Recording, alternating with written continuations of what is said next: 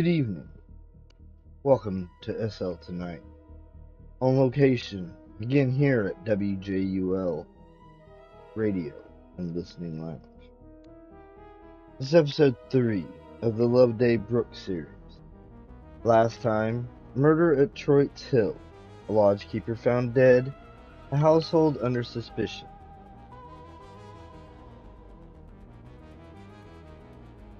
A senile academic who dragged a dog to study the sounds of dying. Loveday Brooke went undercover as a servant and came out with the answer of what anyone else had thought to look in the right direction. This time, Redhill, a quiet community of women. They present themselves as a religious sisterhood. They do charitable work. They are well regarded in the neighborhood. Their landlord is not convinced. He has hired Loveday Brooke to find out what they are actually doing. D.L. Pirkis, 1893, Ludgate Monthly. The Redhill Sisterhood. SL Tonight, on location. Felix Lebesky. Let's read.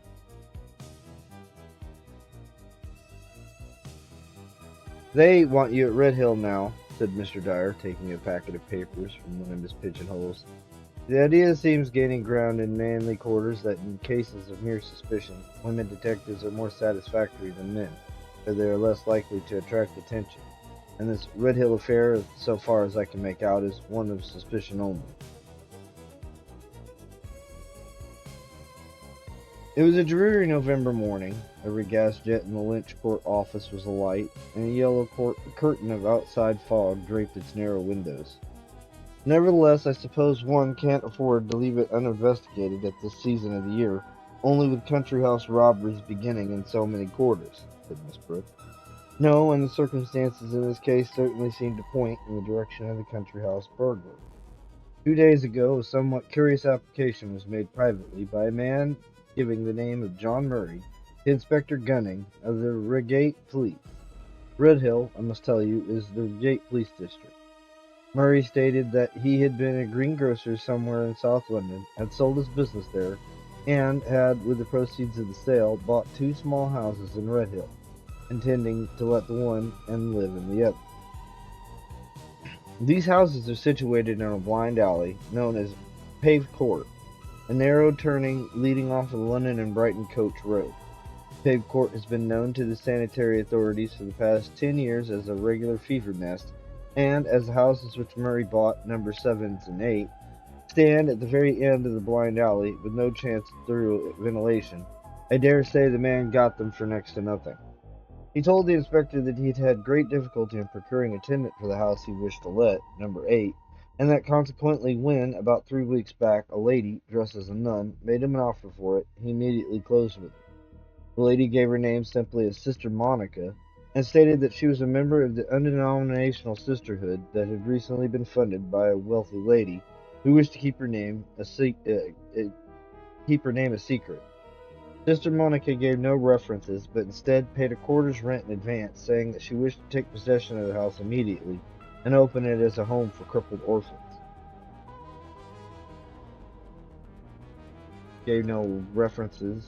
Home for cripples, murmured Loveday, scribbled hard and fast in her notebook. Murray made no objection to this, continued Mr. Dyer, and accordingly the next day, Sister Monica, accompanied by 3 other sisters and some sickly children, took possession of the house, which they furnished with the barest possible necessities from cheap shops in the neighborhood. For a time, Murray said, he thought he had secured most desirable tenants, but during the last 10 days, suspicions as to their real character have entered his mind, and these suspicions he thought it his duty to communicate to the police. Among their possessions, it seems, these sisters number an old donkey and a tiny cart, and this they start daily on a sort of begging tour through the adjoining villages, bringing back every evening a perfect hoard of broken victuals and a bundle of old garments.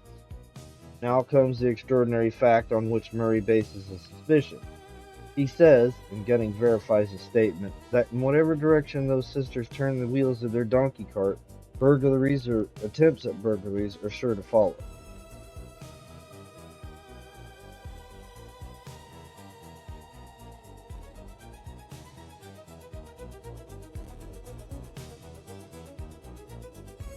A week ago they went along towards Horley, where at an outlying house they received much kindness from a wealthy gentleman.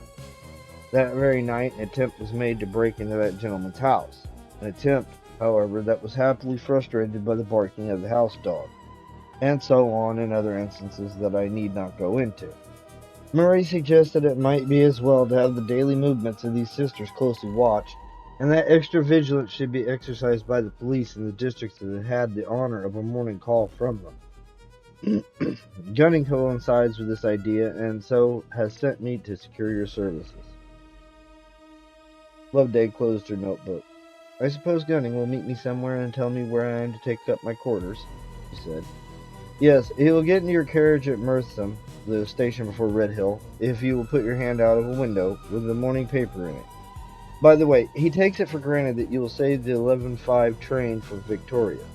Murray, it seems, has been good enough to place his little house at the disposal of the police, but Gunning does not think espionage could be so well carried on there as from other quarters.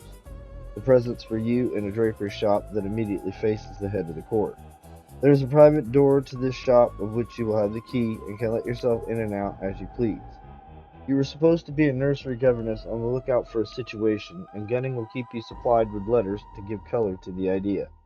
He suggests that you need only occupy the room during the day. At night you will find far more comfortable quarters at Laker's Hotel, just outside the town. This was about the sum total of the instructions that Mr. Dyer had to give.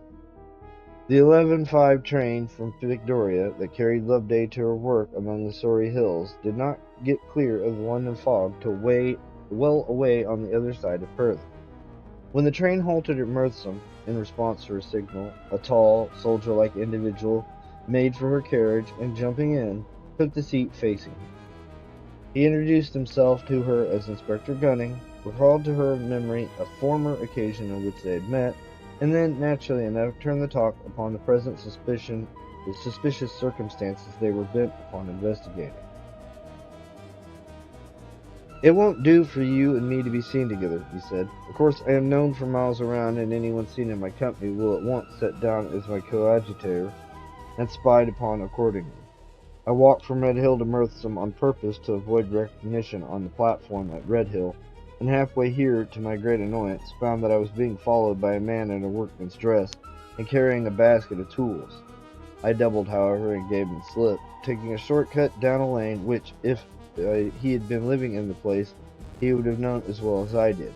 By Jove, was added with a sudden start. There is the fellow, I declare. He has weathered me after all, and he has no doubt taken good stock of us both, with the train going at the snail's pace. It is unfortunate that your face should have been turned towards that window, Miss Brooke. My veil is something of a disguise, and I will put on another cloak before he has a chance of seeing me again, said Loveday. All she had seen in the brief glimpse that the train had allowed was a tall, powerfully built man walking along the siding of the line. His cap was drawn low over his eyes, and in his hand he carried a workman's basket. Gunning seemed much annoyed at the circumstance. Instead of landing at Redhill, he said, we'll go on 3 bridges and wait there for Brighton train to bring us back. That will enable you to get your room somewhere between the lights. I don't want to have you spotted before you so much as started your work. They went back to their discussion of the Redhill Sisterhood. They call themselves undenominational, whatever that means, said Gunning. They say they are connected with no religious sect whatsoever. They attend sometimes one place of worship, sometimes another, sometimes none at all. They refuse to give up the name of the founder of their order, and really no one has any right to demand it of them. For, as you no doubt you see, up to the present moment the case is one of mere suspicion, and it may be pure coincidence that attempts at burglary have followed their footsteps in this neighborhood. By the way, I have heard of a man's face being enough to hang him, but until I saw Sister Monica's, I never saw a woman's face that could perform the same kind of office for her. Of all the lowest criminal types of faces I've ever seen, I think hers is about the lowest and most repulsive. After the sisters, they passed in review the chief family's resident in the neighborhood.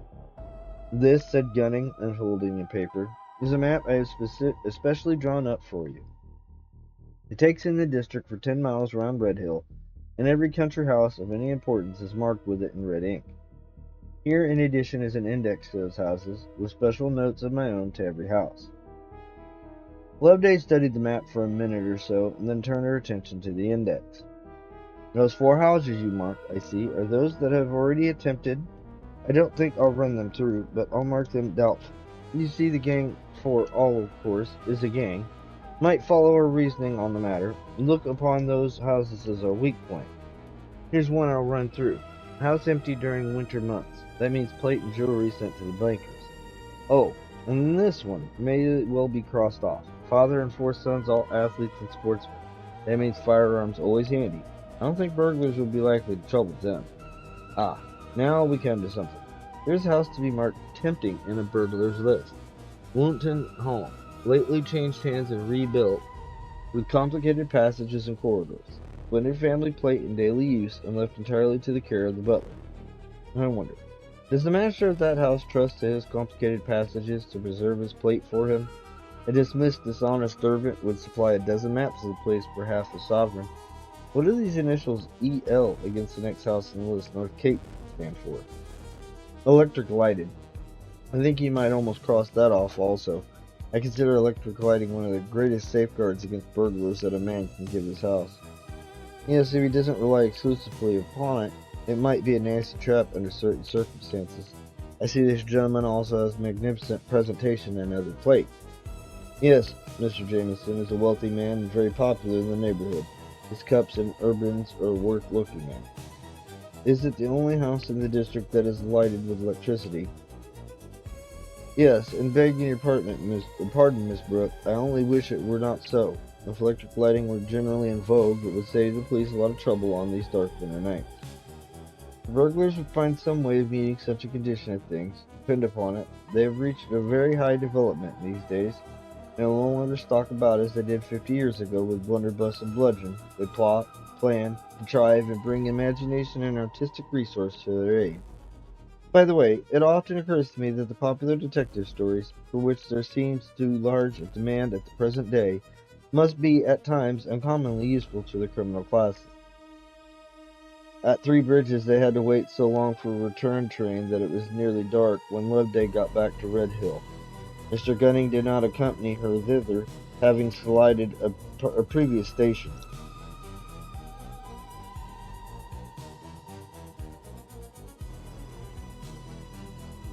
Loveday had directed her portmanteau to be sent direct to Lakers Hotel, where she had engaged a room by telegram from Victoria Station. So unbothered by luggage, she slipped quietly out of the Redhill station and made her way straight for the draper's shop in the London Road. She had no difficulty in finding it, thanks to the minute directions given to her by the inspector. Street lamps were being lighted in the sleepy little town as she went along, and as she turned into the London Road, shopkeepers were lighting up their windows on both sides of the way. A few yards down this road, a dark patch between the lighted shops showed her where a paved court led off from the thoroughfare. A side door of one of the shops that stood at the corner of the court seemed to offer a post of observation whence she could see without being seen, and here Loveday, shrinking into the shadows, ensconced herself in order to take stock of the little alley and its inhabitants. She found it much as it had been described to her, a collection of 4 ruined houses, of which more than half were unlet. Numbers 7 and 8, and at the head of the court, presented a slightly less neglected appearance than the other tenements. Number 7 stood in total darkness, but in the upper window of number 8 there showed what seemed to be a nightlight burning. So Loveday conjectured that this was possibly the room set apart as a dormitory for the little cripples. While she stood thus surveying the home at the suspected Sisterhood, the sisters themselves, 2 at least of them, came into view with their donkey cart and their cripples in the main road. It was an odd little cortege. One sister, habited in a nun's dress of dark blue serge, led the donkey by the bridle. Another sister, similarly attired, walked alongside the low cart, in which were seated 2 sickly-looking children. They were evidently returning from one of their long country circuits, and unless they had lost their way and been belated, it certainly seemed a late hour for the sickly little cripples to be abroad. As they gasped under the Passed under the gas lamp at the corner of the court, Loveday caught a glimpse of the faces of the sisters. It was easy, with Inspector Gunning's description before her mind, to identify the older and taller woman as Sister Monica, and a more coarse-featured and generally repellent face Loveday admitted to herself she had never seen. The striking contrast to this forbidding countenance was that of the younger sister. Loveday could only catch a brief passing view of it, but that one brief view was enough to impress on her memory as of unusual sadness and beauty. As the donkey stopped at the corner of the court, Loveday heard this sad-looking young woman addressed as Sister Anne by one of the cripples, who asked plaintively when they were going to have something to eat. "Now at once," said Sister Anne, lifting the little one, as it seemed to Loveday, tenderly out of the cart, and carrying him on her shoulder down the court to the door of number 8, which opened to them at their approach. The other sister did the same with the other child. Then both sisters returned, unloaded the cart of sundry bundles and baskets, and this done, led off the old donkey and trap down the road, possibly to a neighboring costermonger's stable. A man coming along on a bicycle exchanged a word of greeting with the sisters as they passed, then swung himself off his machine at the corner of the court, and walked it along the paved way to the door of number 7. This he opened with a key, and then, pushing the machine before him, entered the house. Loveday took it for granted that this man must be the John Murray of whom she had heard. She had closely scrutinized him as he had passed her, and had seen that he was a dark, well-featured man of about 50 years of age. She congratulated herself on her good fortune in having seen so much in such a brief space of time, and coming forth from her sheltered corner, turned her steps in the direction of the draper's shop on the other side of the road. It was easy to find it. Go Lightly was the singular name that figured upon the shop front, in which were displayed a variety of goods calculated to meet the wants of servants and poorer classes generally. A tall, powerfully built man appeared to be looking in at this window. Loveday's foot was at the doorstep of the draper's private entrance. Her hand on the door knocker, when this individual, suddenly turning, convinced her of his identity with the journeyman workman who had so disturbed Mr. Gunning's equanimity. It was true he wore a bowler instead of a journeyman's cap, and he no longer carried a basket of tools, but there was no possibility for anyone, with so good an eye for an outline as Loveday possessed, not to recognize the carriage of the head and shoulders of that of the man she had seen walking along the railway siding. He gave her no time to make minute observation of his appearance, but turned quickly away and disappeared down a by-street. Loveday's work seemed to bristle with difficulties now. Here was she, as it were, unearthed in her own ambush, for there could be but little doubt that during the whole time she stood watching those sisters, that man from a safe vantage point had been watching her. She found Miss Golightly a civil and obliging person. She showed Loveday to her room above the shop, brought her to the letters which Inspector Gunning had been careful to have posted to her during the day. Then she supplied her with pen and ink, and in response to Loveday's request, with some strong coffee that she said, with a little attempt at a joke, would keep a dormouse awake all through the winter without winking. While the obliging landlady busied herself about the room, Loveday had a few questions to ask about the Sisterhood, who lived down the court opposite. On this head, however, Miss Golightly could tell her no more than she already knew, beyond the fact that they started every morning on their rounds at 11 o'clock punctually, and that before that hour they were never to be seen outside their door. Loveday's watch that night was to be a fruitless one. Although she sat with her lamp turned out and safely screened from observation, until close upon midnight, with eyes fixed upon number 7 and 8 paved court, not so much as a door opening or shutting at either house rewarded her vigil. The lights flitted from lower to upper floors in both houses, and then disappeared somewhere between 9 and 10 in the evening, and after that not a sign of life did either tenement show. And all through the long hours of that watch, backwards and forwards, there seemed to be flit before her mind's eye, as if some sort it were fixed upon its retina, the sweet, sad face of Sister Anne. Why it was her face so haunted her, she found it hard to say. It was a mournful past and a mournful future written upon it as a hopeless soul. She said to herself, "It is the face of an Andromeda. Here am I, it seems to say, tied to my stake, helpless and hopeless. The church clocks were sounding the midnight hour as Loveday made her way through the dark streets to her hotel outside the town. As she passed under the railway arch that ended in an open country road, when she went on they went on, and she knew that once more she was being followed and watched, although the darkness of the arch prevented her seeing even the shadow of the man who was thus dogging her steps.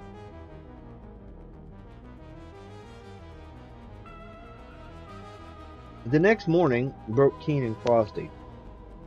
Loveday studied her map and her country house index over a 7 o'clock breakfast, and then set off for a brisk walk along the country road. No doubt in London the streets were walled in and roofed with yellow fog. Here, however, bright sunshine playing in and out of the bare tree boughs and leafless hedges on the thousand frost spangles turned a prosaic macadamized road into a gangway fit for Queen Titania herself and her fairy train. Loveday turned her back on the town and set herself to follow the road as it wound away over the hill in the direction of a village called Northfield. Early as she was not to have that road to herself. A team of strong horses charged by on their way to their work in the Fuller earth pits. A young fellow on a bicycle flashed past at a tremendous pace, considering the upward slant of the road. He looked hard at her as he passed, and then slackened pace, dismounted, and awaited her coming on the brow of the hill. "Good morning, Miss Brooke," he said, lifting his cap as she came alongside of him. "May I have 5 minutes' talk with you?"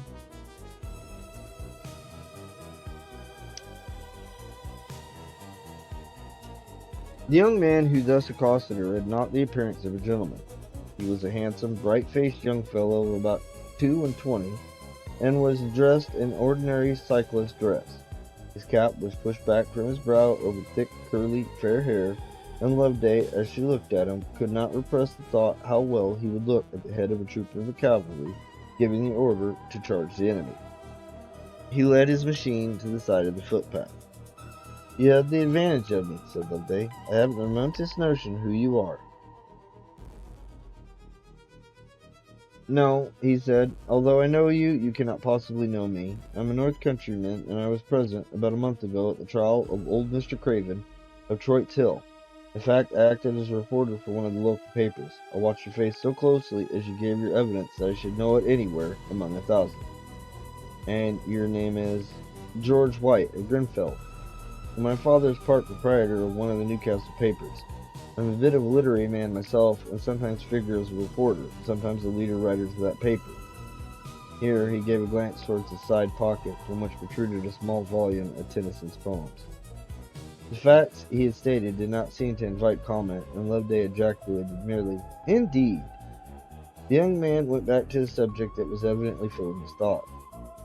"I have special reasons for being glad to have met you this morning, Miss Brooke," he went on, making his footsteps keep pace with hers. "I'm in great trouble, and I believe you're the only person in the whole world who can help me out of that trouble." "I'm rather doubtful as to my power of helping anyone out of trouble," said Loveday. "So far as my experience goes, our troubles are as much a part of ourselves as our skins of our bodies." "Ah, but not so much troubles. It's not such trouble as mine," said White eagerly. He broke off for a moment, and then with a sudden rush of words told her what that trouble was.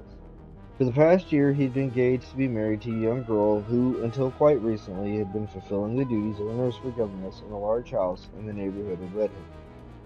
"Would you kindly give me the name of that house?" interrupted Loveday.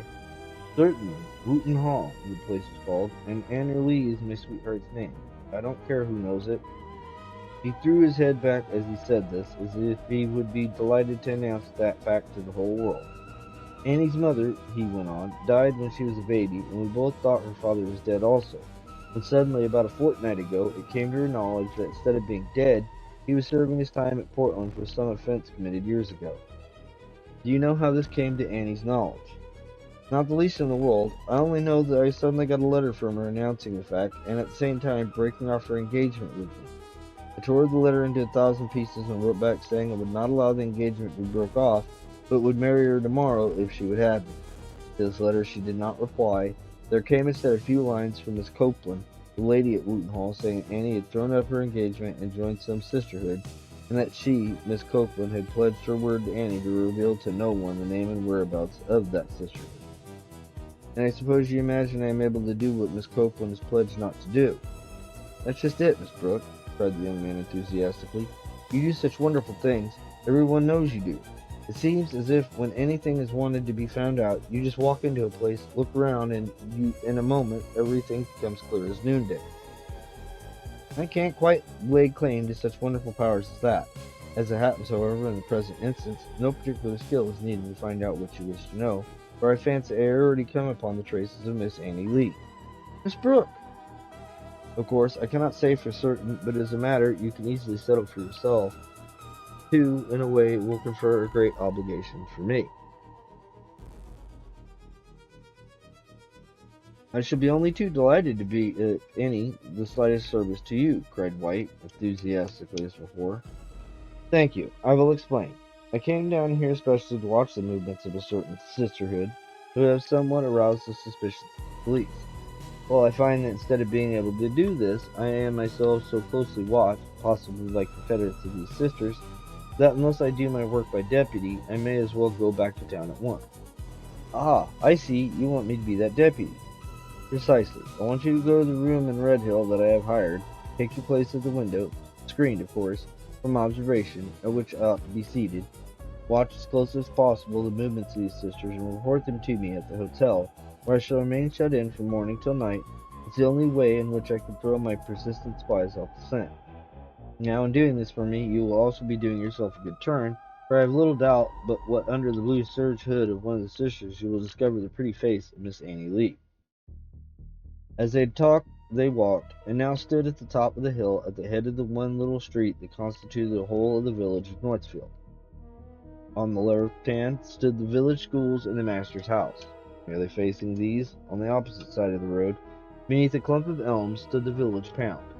Beyond this pound, on either side of the way, there were 2 rows of small cottages, with tiny squares of garden in front, and in the midst of these small cottages a swinging sign beneath a lamp announced a postal and telegraph office.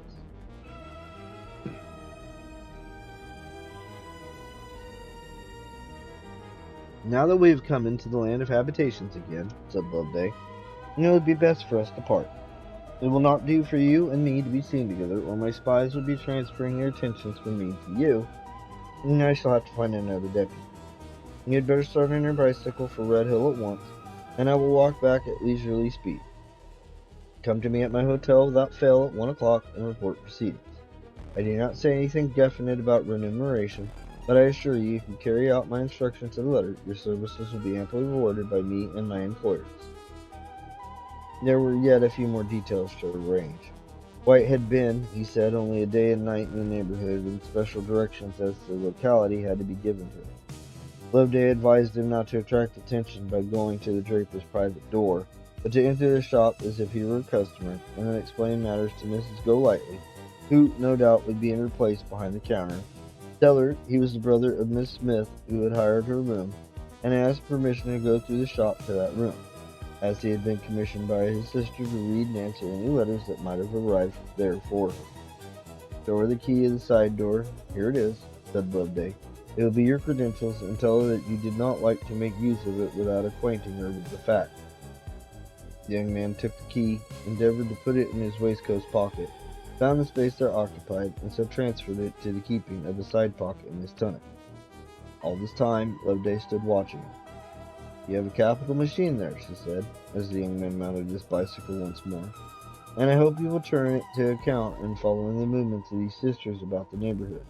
I feel confident you will have something definite to tell me when you bring me your first report at 1 o'clock. White once more broke into a profusion of thanks, and then lifting his cap to the lady, started his machine at a fairly good pace. Loveday watched him out of sight down the slope of the hill, and then, instead of following him as she said she would at a leisurely pace, she turned her steps in the opposite direction along the village street. It was an altogether ideal country village.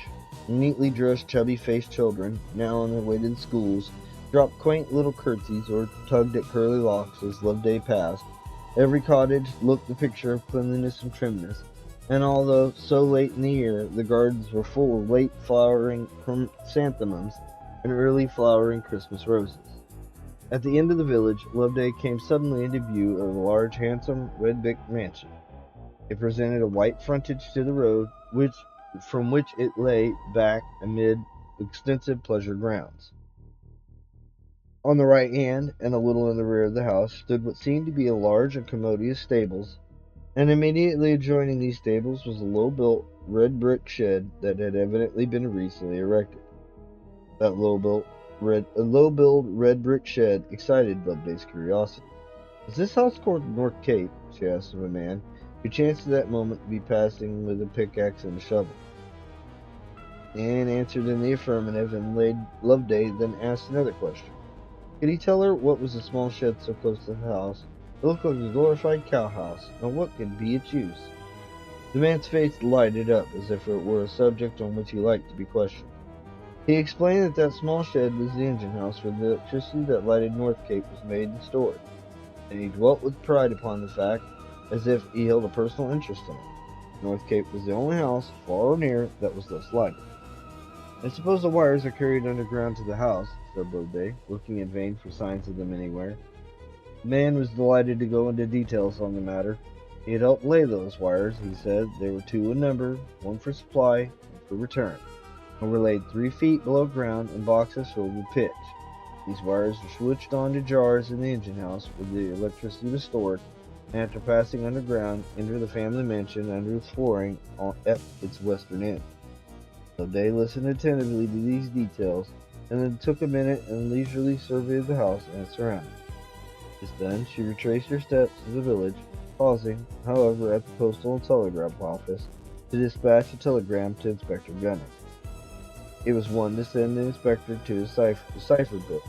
It ran as follows: rely solely on chemist and coal merchant throughout the day. L.B.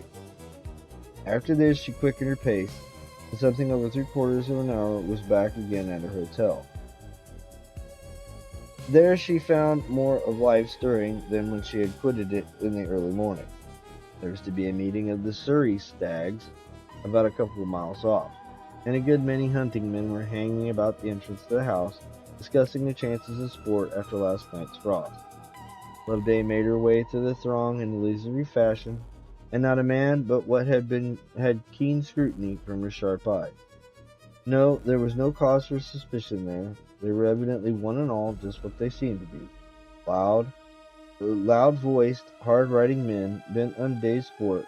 But, and here Loveday's eyes traveled beyond the hotel courtyard to the other side of the road, who was that man with the bill-hook hacking at the hedge there? Thin-featured, round-shouldered old fellow with a bent about half. They might as well not take too rashly for granted that her spies had withdrawn, and they left her free to do her work in her own fashion.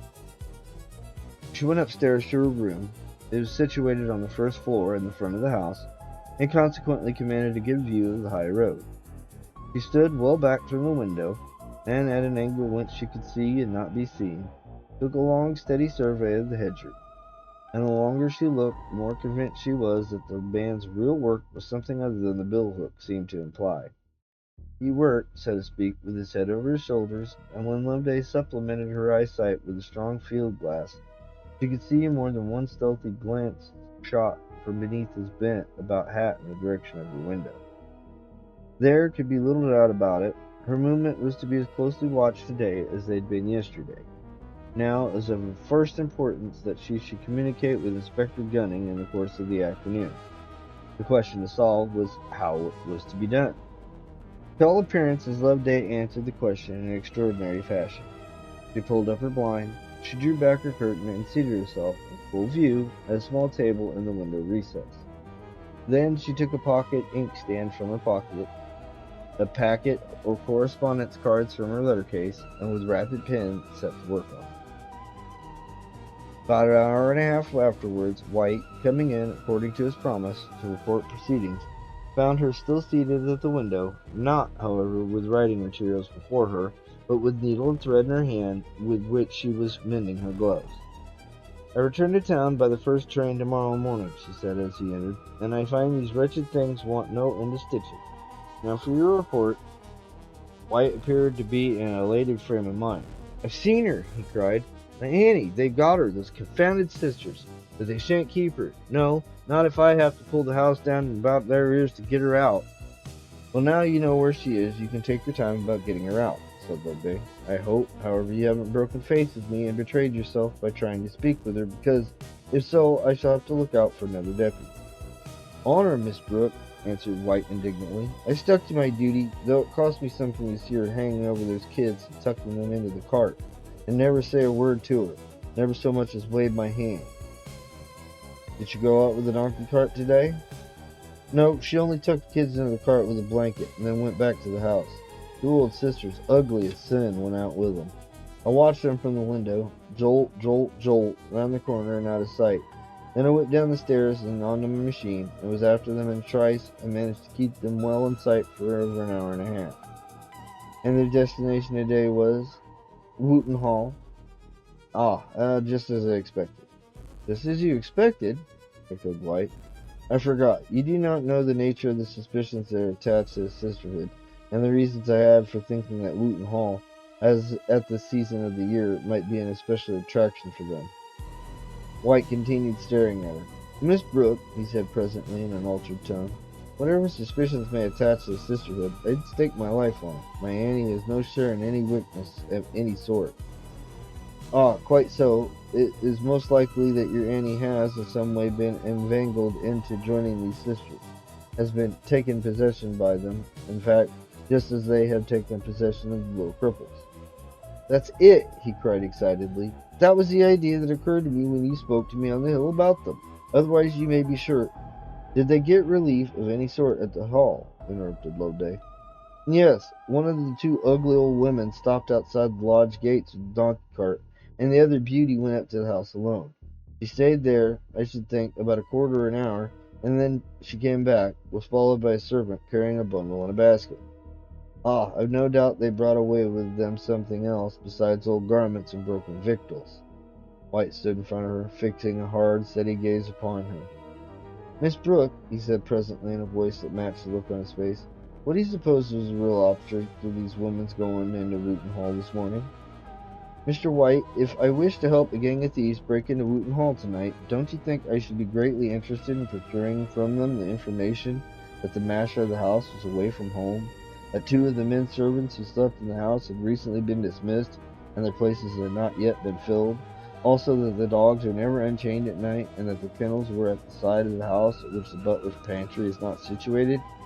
These are particulars I have gathered in this house without stirring away from my chair, and I am satisfied that they are likely to be true. At the same time, if I were a professed burglar, I should not be content with information that was likely to be true, but would carefully procure such that was certain to be true, and so would set accomplices to work at the fountainhead. Now, do you understand?" White folded his arms and looked down on her. "What are you going to do?" he asked in short, brusque tones. Loveday looked at him full in the face.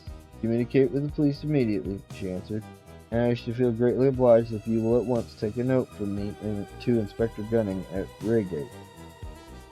"And what becomes of Anne?" "I don't think you need have any anxiety on that head. I have no doubt that when the circumstances of her admission to the Sisterhood are investigated, it will prove that she was as much deceived and imposed upon as the man, John Murray, who so foolishly led his house to these women. Remember, Annie has Miss Copeland's good word to support her integrity." White stood silent for a while. "What sort of note do you wish me to take to the inspector?" he presently asked. "You shall read it as I write it, if you like," answered Loveday. She took a correspondence card from her letter case, and with an indelible pencil wrote as follows: "Wooton Hall is threatened tonight. Concentrate attention there. L.B." White read the words as she wrote them, with a curious expression passing over his handsome features. "Yes," he said curtly as before, "I'll deliver that. I'll give you my word, but I'll bring back no answer to you. I'll do no more spying for you. It's a trade that doesn't suit me. It's a straightforward way of doing straightforward work, and I'll take that way, no other, to get my Annie out of that den." He took the note, which she sealed and handed to him, and strode out of the room. Loveday from the window watched him mount his bicycle. Was it her fancy, or did there pass a swift furtive glance of recognition between him and the hedger on the other side of the way as he rode out of the courtyard. Loveday seemed determined to make that hedger's work easy for him. The short winter's day was closing in now, and the room must have consequently been growing dim to outside observation. She lighted the gas chandelier which hung from the ceiling, and still, with blinds and curtains undrawn, took her old place at the window, spread writing materials before her, and commenced a long and elaborate report to her chief at Lynch Court. About a half an hour afterwards, as she threw a casual glance across the road, she saw that the hedger had disappeared, but that two ill-looking tramps sat munching bread and cheese under the hedge to which his bill hook had done so little service. Evidently the intention was, one way or another, not to lose sight of her so long as she remained in Redhill. Meantime, White had delivered Loveday's note to the inspector at Redgate and had disappeared on his bicycle once more. Gunning read it without a change of expression. Then he crossed the room to the fireplace and held the card as close to the bars as he could without scorching it. "I had a telegram from her this morning," he explained to his confidential man, "telling me to rely upon chemicals of coals throughout the day, and that of course meant that she would write to me in invisible ink. No doubt this message about Woolton Hall means nothing." He broke off abruptly, exclaiming, "Eh? What's this?" As having withdrawn the card from the fire, Loveday's real message stood out in bold, clear characters between the lines of the false one. Thus it ran: "North Cape will be attacked tonight. A desperate gang to be prepared for a struggle. Above all, guard the electrical engine house. On no account attempt to communicate with me. I am so closely watched that any endeavor to do so may frustrate your chances of trapping the scoundrels. L.B." That night, when the moon went down behind Ludgate Hill, an exciting scene was enacted at North Cape. The Surrey Gazette, in its issue the following day, gave the subjoined account of it under the heading: "Desperate Encounter with Burglars." Last night, North Cape, the residence of Mr. Jameson, was the scene of an affray between the police and a desperate gang of burglars. North Cape was lighted throughout with electricity, and the burglars, four in number, divided in half, two being told off to enter and rob the house, and two to remain in the engine shed, where the electricity is stored, so that at a given signal, should need arise, the wires might be unswitched, the inmates of the house thrown into sudden darkness and confusion, and the escape of the marauders thereby facilitated. Mr. Jameson, however, had received timely warning from the police of the intended attack, and he, with his two sons, all well armed, sat in darkness in the inner hall, awaiting the coming of the thieves. Police were stationed, some in the stables, some in outbuildings near to the house, and others in more distant parts of the ground. The burglars effected their entrance by means of a ladder placed to a window of the servants' staircase, which leads straight down to the butler's pantry and to the safe where the silver is kept. The fellows, however, had no sooner gotten into the house than the police issued from their hiding place outside, mounted the ladder after them, and thus cut off their retreat. Mr. Jameson and his two sons, at the same moment, attacked them in front, and thus overwhelmed by numbers, the scoundrels were easily secured. It was at the engine house outside that the sharpest struggle took place. Thieves had forced open the door of this engine shed with their jimmies immediately on their arrival, under the very eyes of the police, who lay in ambush in the stables, and once one of the men, captured in the house, contrived to sound an alarm on his whistle, these outside watchers made a rush for the electrical jars, in order to unswitch the wires. Upon this, the police closed upon them, and hand-to-hand struggle followed, and if it had not been for the timely assistance of Mr. Jameson and his sons, who had fortunately conjectured that their presence here might be useful, it was more than likely that one of the burglars, a powerfully built man, would have escaped. The names of the captured men are John Murray, Arthur, and George Lee, father and son, and a man with so many aliases that it's difficult to know which is his real name. The whole thing had been most cunningly and carefully planned. The elder, Lee, lately released from penal servitude for a similar offense, appears to have been prime mover in the affair. This man had, it seemed, a son and a daughter, who, through the kindness of friends, had been fairly well placed in life. Son an electrical engineers in London, the daughter as nursery governess at Woolton Hall. Directly this man was released from Portland, he seemed to have found out his children and done his best to ruin them both. He was constantly at Woolton Hall, endeavoring to induce his daughter to act as an accomplice to a robbery of the house. This so worried the girl that she threw up her situation and joined a sisterhood that had recently been established in the neighborhood. Upon this, Lee's thoughts turned in another direction. He induced his son, who had saved a little money, to throw up his work in London, and join him in his disreputable career. The boy is a handsome young fellow, but appears to have in him the makings of a first-class criminal. In his work as an electrical engineer, he made the acquaintance of the man, John Murray, who, it is said, has been rapidly going downhill as of late. Murray was the owner of the house rented by the Sisterhood that Miss Lee had joined, and the idea evidently struck the brains of these three scoundrels that the Sisterhood, whose antecedents were a little mysterious, might be utilized to draw off the attention of the police from themselves and from the especial house in the neighborhood that they planned to attack. With this end in view, Murray made an application to the police to have the sisters watched, and still further to give color to the suspicions he had endeavored to set afloat concerning them. He and his confederates made a feeble attempt at burglary upon the houses at which the sisters had called, begging for scraps. It is a matter of congratulation that the plot, from beginning to end, had been thus successfully unearthed, and it is felt on all sides that great credit is due to Inspector Gunning and his skilled coadjutors for the vigilance and promptitude they displayed throughout the affair. Loveday read aloud this report, and with her feet on the fender of the Lynch Court office. Accurate, as far as it goes, she said, as she laid down the paper. But we want to know a little more, said Mr. Dyer. In the first place, I would like to know what it was that diverted your suspicions from the unfortunate sisters. The way in which they handled the children, answered Loveday promptly. I have seen female criminals of all kinds handling children, and I have noticed that although they may occasionally, even this is rare, treat them with a certain rough sort of kindness, of tenderness they are utterly incapable. Now, Sister Monica, I must admit, is not pleasant to look at. At the same time, there was something absolutely beautiful in the way in which she lifted the little cripple out of the cart, put his tiny thin hand round her neck, and carried him into the house. By the way, I would like to ask some rabid physiognomist how he would account for Sister Monica's repulsiveness of feature as contracted with young Lee's undoubted good looks. Heredity in this case throws no light on the matter. Another question, said Mr. Dyer, not paying much heed to Loveday's digression. How was it you transferred your suspicion to John Murray? I did not do so immediately, although at the very first it had struck me as odd that he would be so anxious to do the work of the police for them. The chief thing I noticed concerning Murray, on the first and only occasion on which I saw him, was that he had an accident with his bicycle, where in the right-hand corner of his lamp glass there was a tiny star, and the lamp itself had a dent on the same side, but also lost its hook, and was fastened by the machine to the machine by a bit of electric fuse. The next morning I was walking up the hill toward Northfield. I was accosted by a young man mounted on that same bicycle. Not a doubt of it, star and glass, dent, fuse, all through.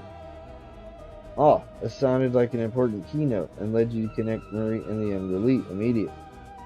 It did, and of course at once gave the lie to his statement that he was a stranger in the place, and confirmed my opinion that there was nothing of the North Countryman in his accent. Other details in his manner and appearance gave rise to other suspicions. For instance, he called himself a press reporter by profession, and his hands were coarse and grimy as only a mechanic's could be. He said he was a bit of a literary man, but the Tennyson he showed so obtrusively from his pocket was new, and in parts uncut, and totally unlike the well-thumbed volume of the literary student. Finally, when he tried and failed to put my latchkey into his waistcoat pocket, I saw the reason lay in the fact that the pocket was already occupied by a soft coil of electric fuse, the end of which protruded.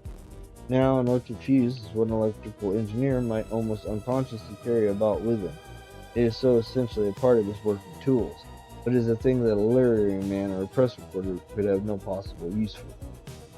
Exactly, and it was no doubt that bit of the electric fuse that turned your thoughts to the one house in the neighborhood lighted by electricity, and suggested to your mind the possibility of electrical engineers turning their talents to account in that direction.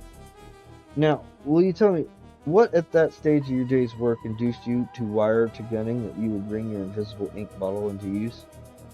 That was simply a matter of precaution. It did not compel me to use of invisible ink, as I saw other safe methods of communication. I felt myself being hemmed in on all sides with spies, and I could not tell what emergency might arise. I don't think I have ever had a more difficult game to play.